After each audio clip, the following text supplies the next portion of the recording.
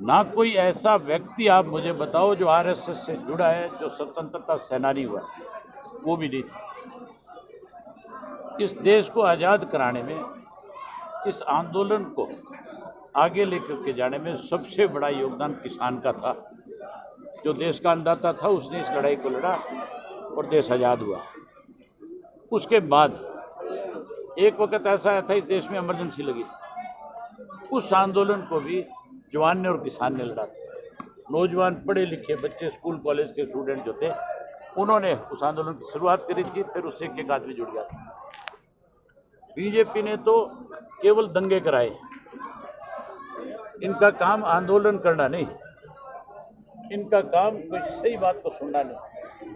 ये तो दंगे भड़काते हैं, दंगे कराते हैं, दंगे करा करके लोगों को आपस में बांटते हैं, लोगों को एक दूसरे का दुश्मन बनाने का काम करते हैं। ये तो हर वक्त इनकी सोच ये है कि सिविल वार हो, जिससे कहीं छोटा मोटा तुम्हारा वोट बैंक खड़ा हो जाए। इसमें भी यूपी के अंदर इन्होंने जाट और मुसलमान को लड़ाया। गुजरात के अंदर मुसलमान को टारगेट करके मुरारजी ये अपना मोदी जी मुख्यमंत्री बने।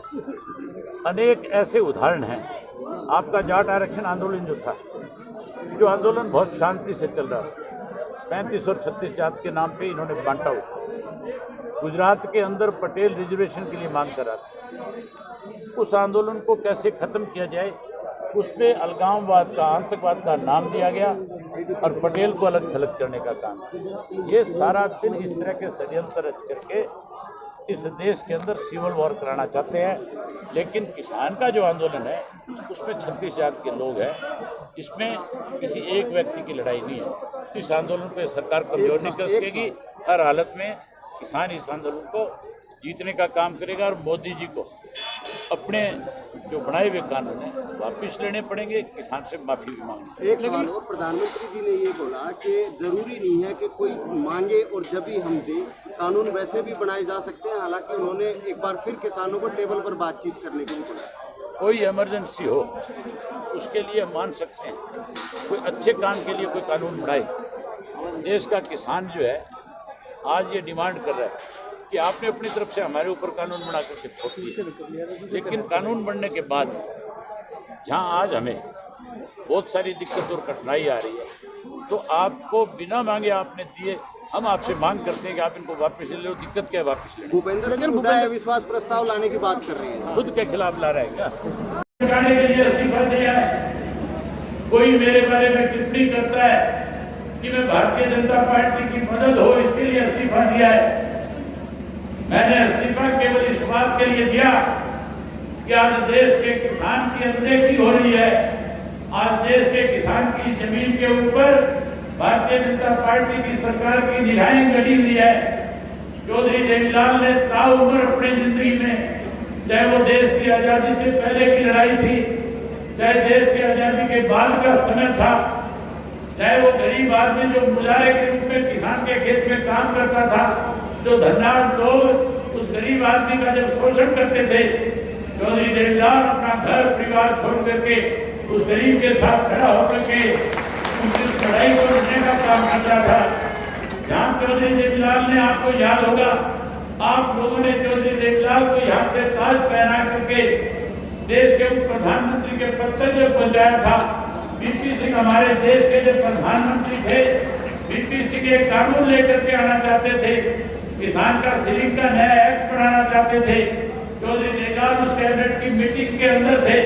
जब कैबिनेट में यह प्रस्ताव आया, चौधरी देवीलाल ने उसी वक्त न केवल उसका विरोध किया, बल्कि उप प्रधानमंत्री का पद छोड़ करके किसान के बीच में आकर के खड़ा हो गया और वीपी सिंह से कह दिया कि अगर तू किसान की अनदेखी करेगा, जैसे मुरारजी भाई देसाई ने चौधरी चरण सिंह की अनदेखी करी थी, चौधरी चरण सिंह की अनदेखी का नतीजा ये निकला कि मुरारजी भाई को देश के प्रधानमंत्री का पद छोड़ना पड़ा।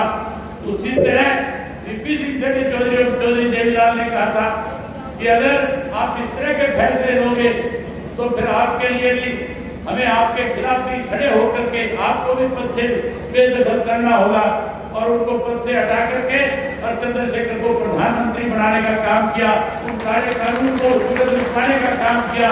आज जब मैं विधानसभा में था, विधानसभा का सेशन चल रहा था, आपने देखा होगा टीवी के ऊपर, आपने देखा होगा टेलीफोन के ऊपर, जब एक प्रस्ताव सरकार की तरफ से आया जिसमें लिखा हुआ था कि हम इन तीनों कृषि के कानूनों को सहमति के साथ इस प्रदेश में लागू करना चाहते हैं। उस वक्त साथियों 40 मिनट तक किसान की लड़ाई विधानसभा में खड़े होकर के जहाँ लड़ने का काम किया। नई प्रदेश की सरकार को इस तरह से जो सरकार कहीं ये कानून लागू करना चाहती थी, उसके सामने इस तरह से किसान की पैरवी की कि जिससे सरकार को मजबूर होकर के उस दिन उस प्रस्ताव को रोकना पड़ा। जहाँ उस प्रस्ताव को रुकाया, उसी दिन मैंने फैसला कर लिया था कि मैं ऐसी विधानसभा का सदस्य नहीं लूंगा जिसमें कृषि के ऐसे काले कानून ला करके प्रदेश के लोगों के ऊपर थोपे जाए। मैंने उसी दिन ये तय कर दिया था कि 26 जनवरी तक अगर ये काले कानून वापिस नहीं हुए तो 27 तारीख को अपना इस्तीफा दे दूंगा। लेकिन हैरानी की बात है, जो मेरे बारे में ये कहते हैं कि उंगली कटा करके शहीद होना चाहता है, जो मेरे बारे में ये कहते हैं कि मैं कहीं बीजेपी की मदद कर रहा हूँ, जो मेरे बारे में ये कहते हैं कि मैं कहीं राजनीतिक नोटंकी कर रहा हूँ, मैं उन साथियों से बताना चाहूंगा कि अगर आप किसान के सच्चे ही जैसी है, अगर आप चाहते हो कि इस किसान के साथ न्याय हो, तो फिर जो बातें आपने किसानों के बीच में जाकर के कहीं टोल पे खड़े होकर के कही थी, कहीं किसानों के आंदोलन कर रहे धरने पे बैठे लोगों के बीच में जाकर के कहा था कि हम किसान के साथ है, हम राजनीतिक रूप से चाहे सरकार के साथ है, लेकिन जब किसान की लड़ाई की बात आएगी हम अपने इस्तीफे देकर के आपके बीच में आ जाएंगे। आज मैं उन साथियों से कहना चाहूंगा कि अगर वो सही मायने में किसान के हितैषी हैं तो आज उनको भी इस्तीफा देकर के किसानों के बीच में आकर के खड़े होकर के लड़ाई लड़नी चाहिए। अगर वो लोग इस्तीफा देकर के आपके बीच में आएंगे तो मैं आपसे एक बात आज इस भरी सभा में कह रहा हूँ कि मैं पहला व्यक्ति हूँगा जो उनका स्वागत करने का काम करूंगा, जो उनको फूलमालाएं पहनाने का काम करूंगा। मैं राजनीति नहीं करूंगा, बल्कि मैं उन लोगों से ये कहूंगा कि आप जो निर्णय लेंगे आपके साथ खड़ा होकर के उस लड़ाई को लड़ने का काम करूंगा। मैं एक बार फिर आयोजकों का खास रूप से मैं खास तौर पे पंचायत ने जो आज महापंचायत करके चौबीसी के लोगों ने जो मुझे सम्मान दिया है, उसके लिए मैं एक बार फिर आपका आभार व्यक्त करता हूँ और आपको एक विश्वास दिलाता हूँ साथियों, आपकी इस लड़ाई में इस्तीफा मेरे लिए बहुत छोटी चीज है। इस्तीफा मेरे लिए कोई मायना नहीं रखता। अगर कहीं जरूरत पड़ी मेरी, अगर मुझे कहीं कोई आदेश मिला तो उसके लिए मुझे कुछ भी कुर्बान करना पड़े, मैं 1 मिनट की देरी किए बिना